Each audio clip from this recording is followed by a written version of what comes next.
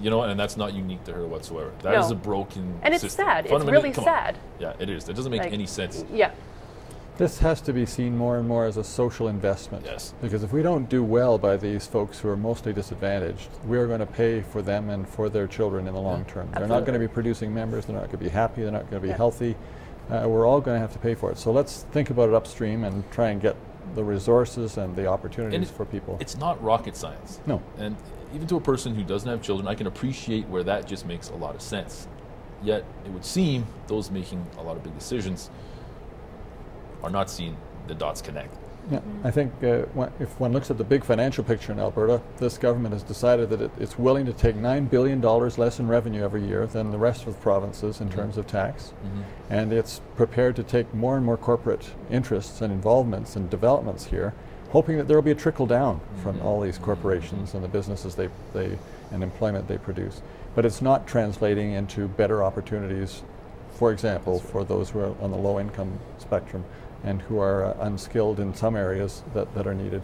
And it means that their children then are growing up in disadvantage. They themselves are dealing with stress and health problems, and it's not in the best interest of society to see that clearly happen. not. I want to backtrack just a brief moment here. As far as obtaining subsidies are concerned, you mentioned, of course, that the day home needs to be an accredited licensed daycare. Do we need to mandate, I guess, an easier way to have licenses given out so that more people can have these subsidies? No, qualify? It's a totally different, being a licensed day home and a private day home. Yep. It basically just means that being private, I do everything on my own.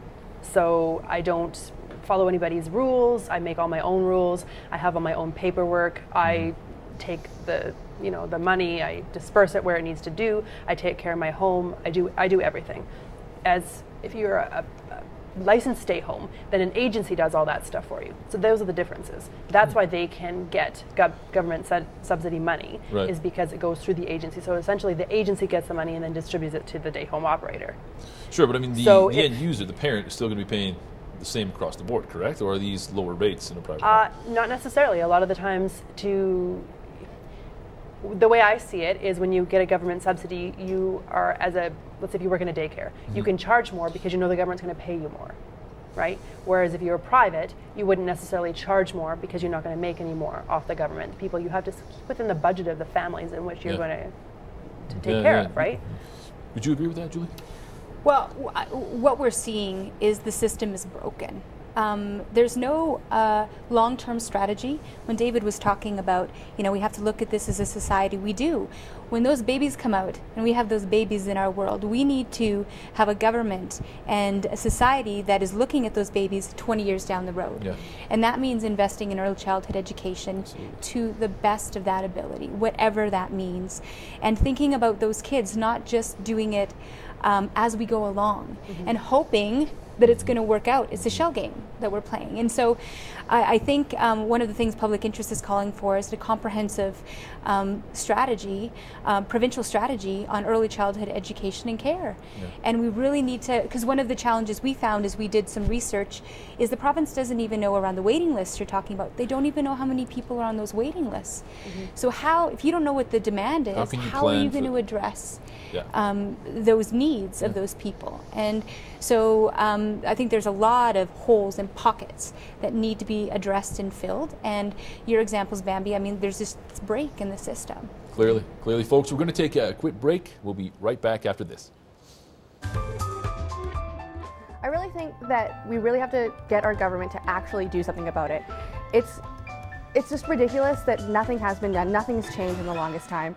And we need to just keep on them because everybody needs daycare at some point, and it's going to affect you in another way. Like if your coworker has to go and run and pick up their kid because their daycare closes at 6, what are you going to do? It affects everyone.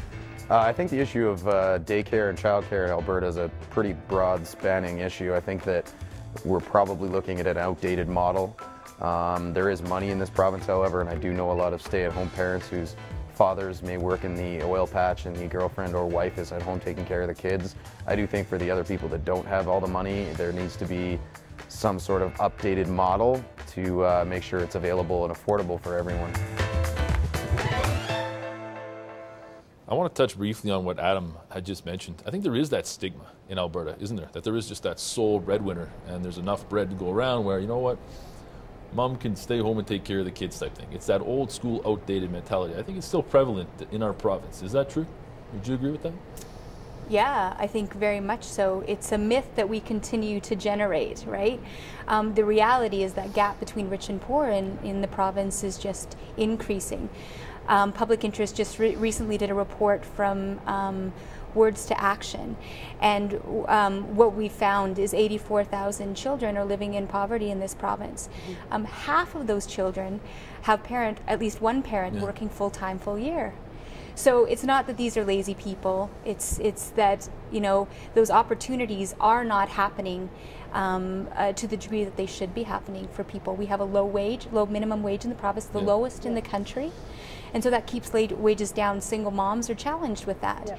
And so what we need to do in particular is we're having these poverty reduction strategy discussions as our government's doing that right now, is to recognize that if we really want to address child poverty, like the minister, the premier said back in 2012 or 11, before she was elected, her goal in 5 years was to get rid of child poverty. Well, childcare is a big piece to that. Well, and right? How disappointing was it then? I mean, Premier Redford had promised all-day kindergarten. That's the other thing that should be I mean, raised. that would alleviate a huge amount of pressure Yes, it on would. that age group of children and those parents involved, where they can work. But is that 2 the right jobs. thing for the children? Well, I don't know. I mean, is it? Clearly, maybe you don't Right. believe so. I mean, I personally don't think so. That's just what I think. I think a lot of times kids are put into an institution type area, and they forget how to play. They forget that they are children. They don't need to be at school at 5 years old all day long, Monday to Friday. I think it's sad. It's not for everybody, but No. parents need to have the choice. Absolutely. They should And be the given option, choice. yeah. Full day Yeah. preschool is a reasonable option if you've got good quality teaching, good programs, Yeah. accessibility, and obviously it's affordable, it's free. there you go. Right? So, I mean, that would alleviate a lot of pressure on some families. And if the mother doesn't really want to or isn't able to find any other alternative, that's probably the That's best. something. Yeah, that's just it. That the option, I guess, is Yeah. what people are looking Yeah. for. And frankly, it was a promise made. Let's see a promise kept. How about that? Yeah, and I mean the thing is, like David said, being an option. But if we invested money into creating a fabulous childcare system in this province, then we wouldn't have to put all our eggs in full day kindergarten. Yeah. I mean, Yeah. we're making and creating options, That's right. like you said, around choices. Certainly for those people that are living in low income areas, children don't have access to mentors, to early childhood educators. They need to be developed. They need to be able to have an opportunity to be educated at whatever level for their ages. And so supporting them, I think, is important. Yeah. Now, there's no secret. Some people are paying, as much as their mortgage is worth for childcare. Yeah. Now, obviously, it's more than just babysitting. There's a lot into it. But I mean, why is childcare so expensive? Okay, so that brings to me here. You say, why is it so expensive?